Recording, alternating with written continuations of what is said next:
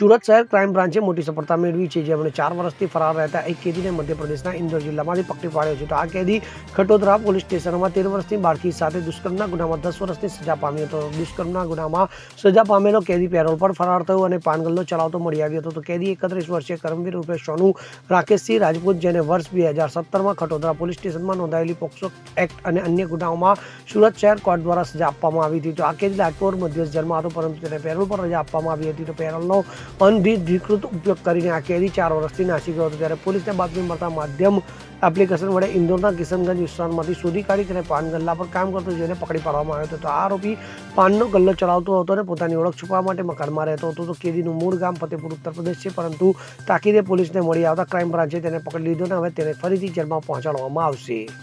Bureau report CN24 news. હવે જુઓ દેશ દુનિયાની તમામ ખબરો તમારી આંગળીના ટેરવે. ઉઠાવો મોબાઈલ અને Google Play Store પરથી ડાઉનલોડ કરો અમારી CN24 ન્યૂઝ મોબાઈલ એપ.